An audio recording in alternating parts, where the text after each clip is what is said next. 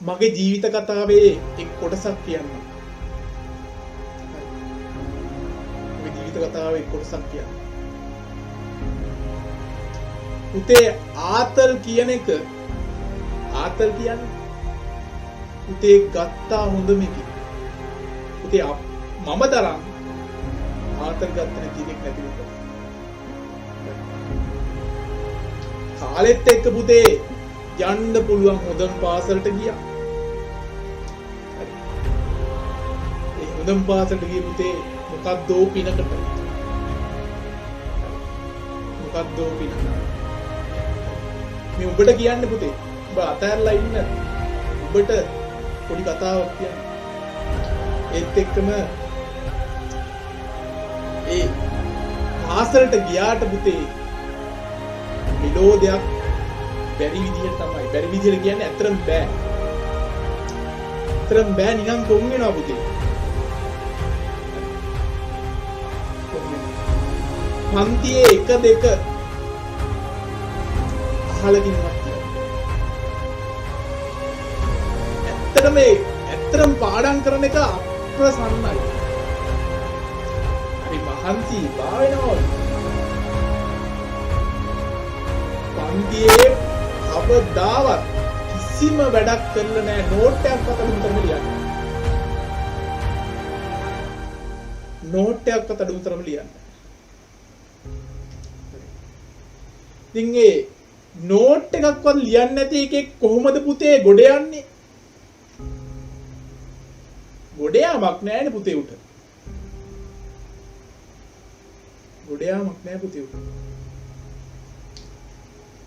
ඉතින් ඔහොමම කාලේ ගියා. ඉතින් අර ආතල් කියන එක උපරිමයෙන් යනවා. වැඩක් කරන්නේ අරහේ දෙමාපියෝ හිතන් ඉන්නවා මගේ එකා ඉගෙන ගන්නවා කියලා. හරි. අරහේ දෙමාපියෝ හිතන් ඉන්නවා මගේ එකා ඉගෙන ගන්නවා කියලා. ඉතින් මගේ එකා මොකද කරන්නේ? ආතල්ම විතරයි. ආතල්ම විතරයි. ඒත් එක්ක ඌ කියන්නේ මේ මං ගැන පොඩි විස්තරයක් කියන්නේ. පොඩි වැඩක් හරි කරා නම් ඒකත් අර කරන්නම් වාලේ කරේ. පුතේ මේ තිත්ත ඇත්ත කියන්නේ. හරි. මේ බලට දෙයක් ගන්න කියන්නේ. මේ අතෑරලා අතහරින්න ඉන්න උඹට කියන්නේ. හරි. මේ ගේම් එක අතහරින්න ඉන්න උඹට කියන්නේ විශේෂයි. උඹලා හිතන් ඉන්නවා නම් කැම්පස් යන එක මහ ලොකු දෙයක්. A level පාස් වෙන එක මහ ලොකු දෙයක්. කියලා හිතනවා නම් ඒ උඹේ තියෙන පුතේ මානසිකත්වය මේ වෙලාවේ එහෙම් පිටින්ම නැති කරලා දානවා. හරි. එහෙම් පිටින්ම නැති කරලා දානවා. ඉතින් පුතේ ඔහොම කාලේ ගියා. පුතේ කොම් වෙන්න පුළුවන් උපරිම සීමාවෙන් කොම් වුණා පුතේ. ඇයි? ඉගෙන ගන්න කාලකන්ණි විදිහට ඉන්නේ. ගුරුවරුන්ගෙන් විශේෂයෙන් පුතේ. පාසලනේ. අනිත් තුන් වැඩ කරනවා අපි වැඩ කරන්නේ නැහැ. ආතල් විතරයි. ක්ලාස් එකට ගියත් එක. අන්දිගානේ රස්තියද වෙනවා. මොහොම කිල්ල පුතේ. හරි හිතරි දෙන විදිහට ගුරුවරුත් කතා කරන්න ගත්තා. මුල් කාලේදී. පුතේ මූණට බැන්න පුතේ නිකන් දරා ගන්න බැරි විදිහට බැන්න. ඒ ඉතින් අර කිසිම වැඩක් නැති එකෙක්ට එම් බයිනවා. හැබැයි ඒ වැඩක් නැති එකාගේ ඇතුලේ පුතේ අහිංසක කොල්ලෙක් ඉන්නවා. ඒ අහිංසක කොල්ලා පොඩ්ඩක් ඇතුලෙන් පොඩ්ඩක් නෙවෙයි ගොඩාක් ඇතුලෙන් අඬා ඉන්නවා. මොකද අර කාලකන්නිකව මගහැර ගන්නත් ඕනේ. ඒත් එක්කම එක එකාගේ කතා අහා ඉන්න බෑ උට. ඌ අසරණයි. හරි. ඌ අසරණයි. ඒත් එක්ක මම ඔහොම ගිහිල්ලා හොඳටම තැලිලා පොඩි වුණා. තැල්ලා පොඩි වුණා. A level exam එකට මාස 6යි තියෙන්නේ. ඇහුවොත් කියන්නේ උඹ ගොඩ යන්නේ නැහැ උඹට ගොඩේමක් නැහැ උඹ ෆේල්. උඹට කොහෙද බං ඉගෙන ගන්න පුළුවන් උඹ ෆේල්. නිම්පුතේ ඇත්තනේ කතාව. ජීවිතේට පරිභාගයක්වත් ලියන්නේ නැති එකෙක් ලිව්වේ නැති එකෙක් පාස් වෙයිද ගන්න පුළුවන් උපරිම ආතල් ගන්න එකේ පීරියඩ් කට් කර ආතල් ගන්න එකේ ඉගෙන ගනීද ඉස්කෝලේ යන්නේ නැති එකේ හරියට ඉගෙන ගනීද කාලෙත් එක්ක දෙන්නේ කාල කණ්ඩි වෙලා හැබැයි ඒ වෙනකොට තේ උසස් පෙළ විභාගයේ අවුරුදු දෙකක් නම් ඒ විභාගය ඇතුළත සීමාවේ අවුරුදු දෙකක් නම් පාසලේ ඒ පාසලේ ඉන්න වෙලාවේ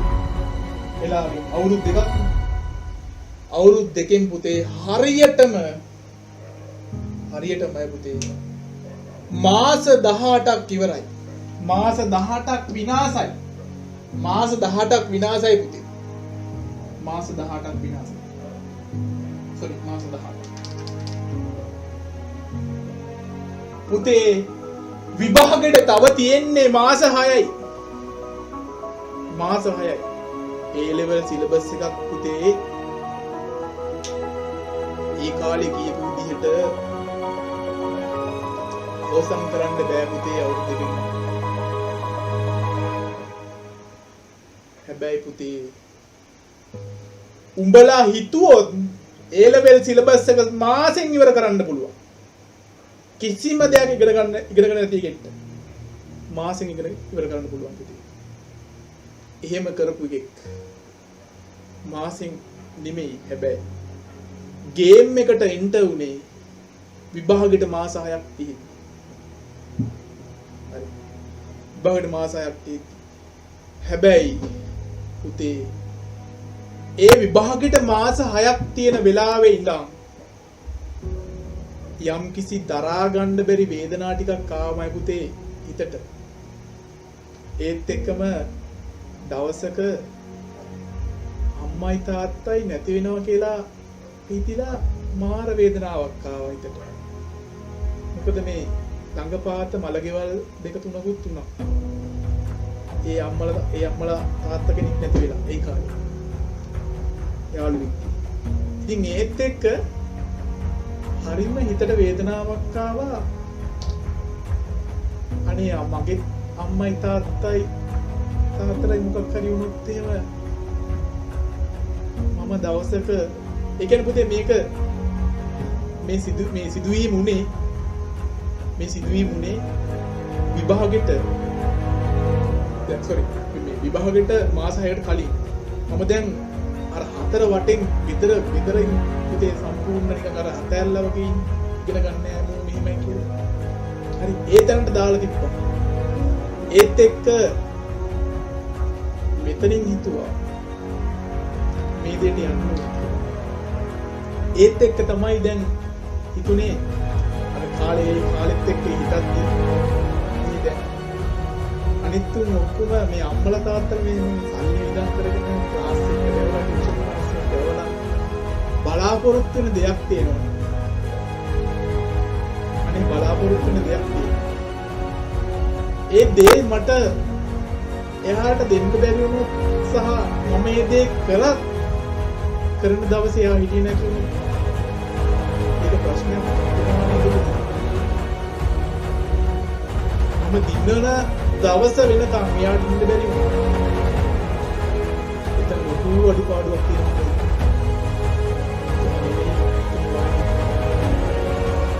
ඉතින් ඒත් එක්ක ඒ කවුරුවත් දන්නේ නැහැ. තැනම දුවලා කරන්ඩෝ දේවල් කොයි අනවශ්‍ය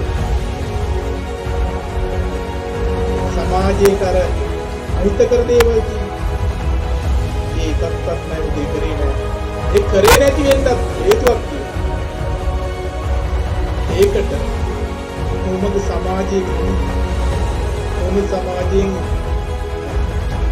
පාඩම් ඉගෙන ගන්න කියන හැම දෙයක්ම ඉගෙනගෙන මෙතනින් වැඩ කරා. හරි. මෙතනින් වැඩ කරා. හැබැයි අර කාලාන්තරයක් තිබ්බා. එතනින් වැඩ කරන්න ලොකු ඔළුවට දෙයක් වෙන්න තිබ්බේ නැහැ.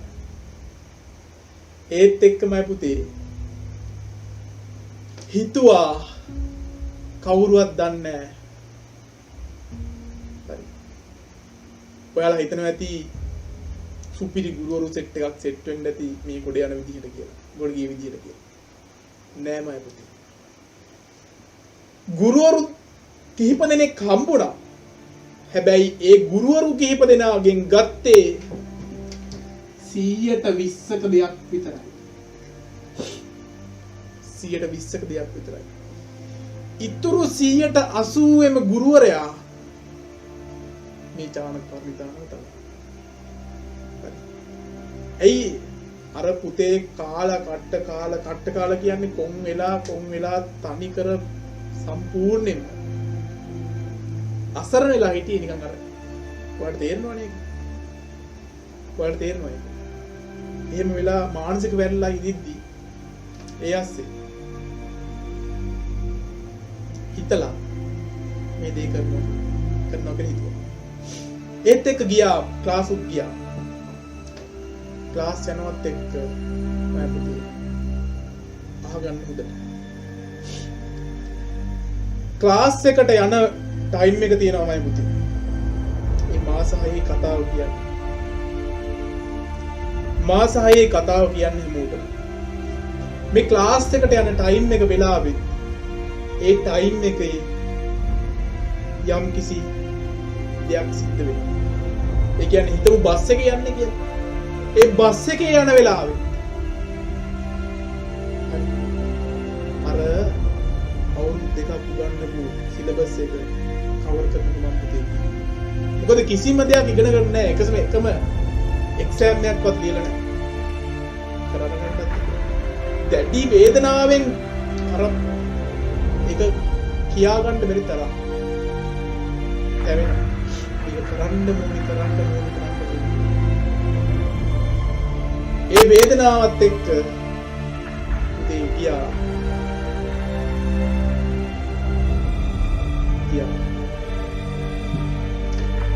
ගිහිල්ලා ඒකේ ඉන්නව අර ක්ලාස් වල හැමදාම වැඩ කරන සෙට් එක.